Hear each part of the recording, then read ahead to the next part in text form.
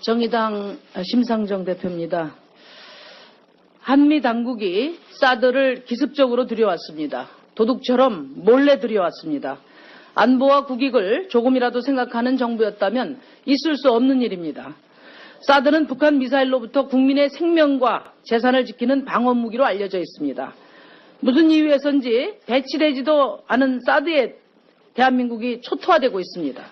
중국과 러시아는 군사적 타격까지 들먹이며 위협하고 있습니다. 중국의 가혹하고 치졸한 보복에 애꿎은 기업과 상인들의 고통이 깊어지고 있습니다. 장사를 접어야 하는 생존의 위협에 내몰리고 있습니다.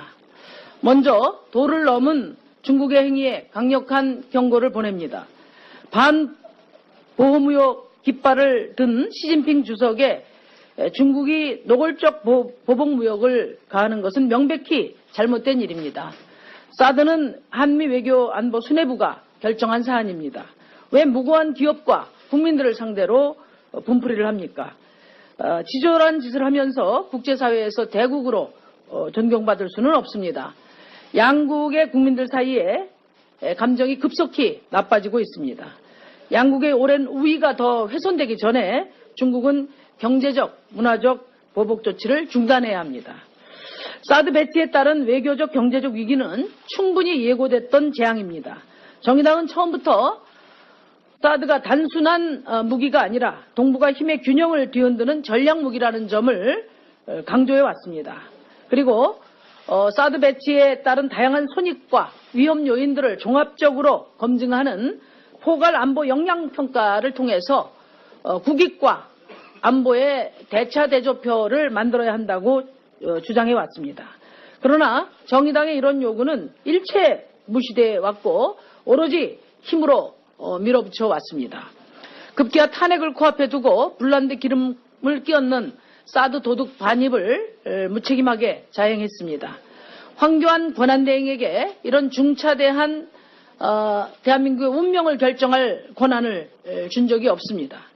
결국 퇴출 위기에 내몰린 박근혜 대통령의 국가 안보를 볼모로 한 마지막 정치 도박을 자행한 것입니다. 안보와 경제 위기를 가중시켜 선거판을 뒤집어 엎으려는 북풍 공작인 것입니다. 북한 미사일을 막겠다는 군사 무기가 야당을 공격하는 정치 무기로 변질된 현실에 분노를 금할 수 없습니다. 대한민국의 위기는 너무 깊은데 책임지는 사람은 어디에도 보이지 않습니다. 박근혜 정부 임기 내내 계속된 눈치 외교, 줄서기 외교가 만들어낸 외교안보 참사야말로 대표적인 국정농단입니다. 박근혜 대통령을 정점으로 한 수구 보수 세력이 한국 사회에 남긴 수많은 적폐들 중에서 안보를 정치에 악용하는 안보 장사야말로 척결돼야 될 최악의 적폐라고 생각합니다. 야당과 야당 지도자의 책임도 가볍지 않습니다. 두 야당은 선거 유불리를 따지면서 사드에 대한 분명한 입장을 밝히지 않았습니다. 민주당은 전략적 모호성 운운하면서 중차대한 외교 안보 문제를 당론도 없이 회피했습니다. 주요 대선 주자들도 손바닥 뒤집듯 입장을 바꿔왔습니다. 대한민국의 생존도 미래도 우리 스스로 결정해야 합니다. 평화를 향한 불굴의 의지와 비상한 결단이 요구되고 있는 시점입니다. 외교안보팀은 전쟁 방지와 긴장 완화에 총력을 기울여야 합니다.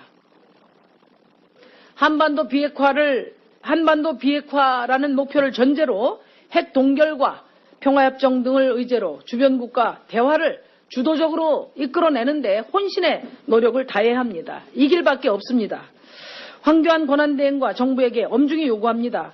사드 배치와 관련된 모든 행위를 즉각 중단하십시오. 그리고 국회는 대한민국의 안보와 경제를 살리기 위한 비상경제 안보 대책회의를 구성할 것을 제안합니다. 자유한국당이 협조하지 않는다면 야당만이라도 대한민국을 구출하기 위한 공동대책기구를 소집해야 합니다. 이런 논의 과정을 통해서 사드 문제 해결을 위한 전권 대사를 임명해서 여러 관련국들과 실질적인 대화 조정에 나서야 한다고 생각합니다. 감사합니다. 안녕하십니까. 더불어민주당 원내대변인 이재정입니다.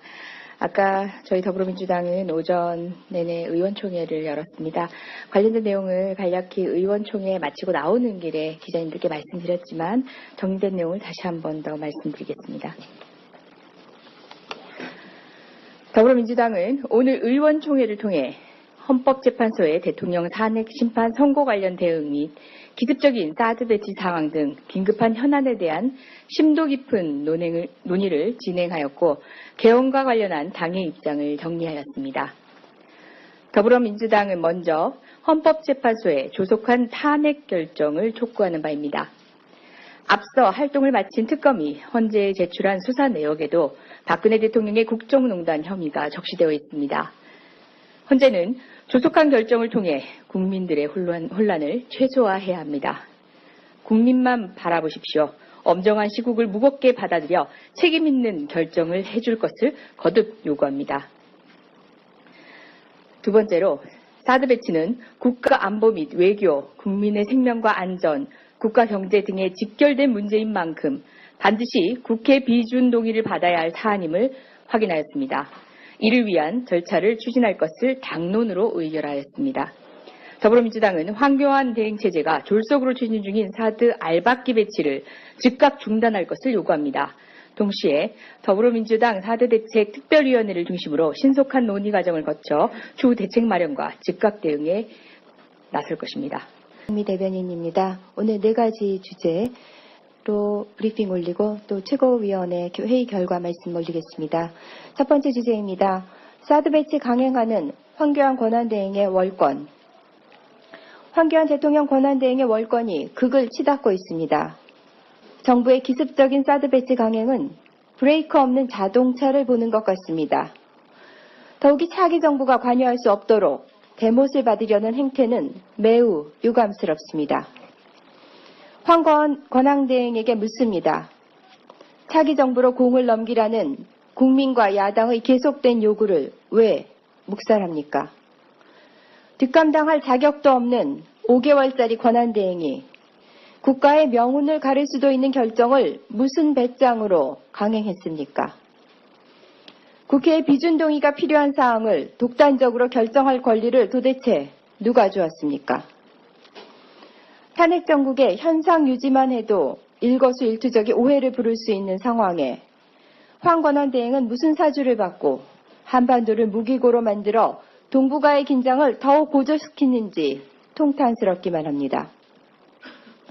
황교안 권한대행의 사드 알박이로 중국에서 우리 기업들의 경제적 피해와 교민들의 안전은 말할 것도 없고 한중, 한러 외교를 되돌릴 수 없는 상황으로 몰아가고 있습니다. 북핵 폐기를 위해 협력해야 할 중국, 러시아와의 관계를 수교 이후 최악의 상황으로 만드는 것도 감수하겠다는 식의 무책임한 정책을 도무지 이해할 수 없습니다. 사드 배치는 주변 당사국을 설득하고 국민의 동의와 국회 비준을 거쳐 추진해야 마땅함을 다시 한번 강조합니다.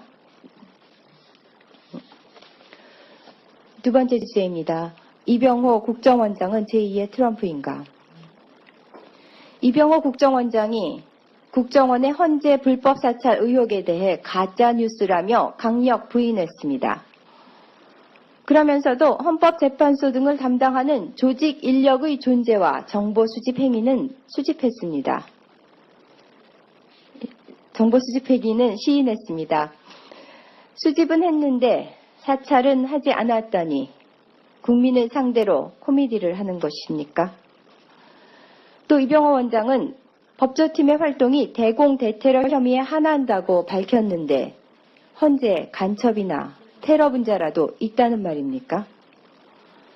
과거 군사정권 시절 대간첩, 대공을 명분으로 민주인사를 간첩으로 둔갑시켜 국민의 눈과 입을 막았던 국정원이 또다시 대간첩, 대테러 운운하며 헌재 사찰을 정당화하고 있으니 개탄스럽습니다. 이병호 원장의 해명은 헌재에 대한 불법 사찰 의혹을 더욱 짙게 만듭니다. 그런데도 언론의 정당한 의혹 제기를 가짜뉴스라고 주장하는 것은 후한무치합니다. 미국 트럼프 대통령은 가짜 뉴스로 진짜 뉴스를 가리는 행태로 많은 언론의 비판을 받고 있습니다. 국정원은 못된 버릇만 배워온 것 같습니다. 가짜 뉴스 운운하는 것으로 국정원이 국민의 눈을 가릴 수는 없습니다. 더불어민주당은 국정원의 헌재 불법 사찰 의혹에 대해 더욱 적극적으로 진상규명에 나설 것을 분명히 밝혀줍니다. 세 번째 주제입니다. 잘못했다며 죽을 죄 지었다던 최순실은 어디 갔나? 사익의 뜻이 언제부터 바뀌었습니까? 어제 법정에선 최순실이 사익을 취한 적 없다고 주장했다고 합니다. 어디서 많이 들어본 말입니다. 40년 지기 박근혜 대통령과 최순실 사이에만 통하는 은밀한 암호라도 되는 모양입니다. 박 대통령 심판의 날이 코앞에 다가온 상황에서도 내내 모르쇠로 일관하고 있는 최순실은 급기야 어제 특검법이 헌법을 위반한 법률이라며 헌재에 위헌법률 심판 제청까지 냈습니다. 잘못했다며 죽을 죄를 지었다고 눈물을 흘리며 검찰을 들어선 그때 그 사람과 동일 인물이 맞는지, 공황장애를 지병으로 앓고 딸의 해외 억류로 정신적 충격을 받은 사람이 과연 맞는지 의아합니다. 반성의 기미는커녕 어떻게든 빠져나갈 방법을 찾아보려고 잔머리를 굴리는 최순실의 꼼수가 이젠 놀랍지도 않습니다. 헌재의 탄핵 인용 결정이 내려지면 빠른 속도로 대선 국면에 접어들게 될 것입니다. 하지만 청산하지 못한 역사는 두고두고 현재와 미래의 발목을 잡는 법입니다.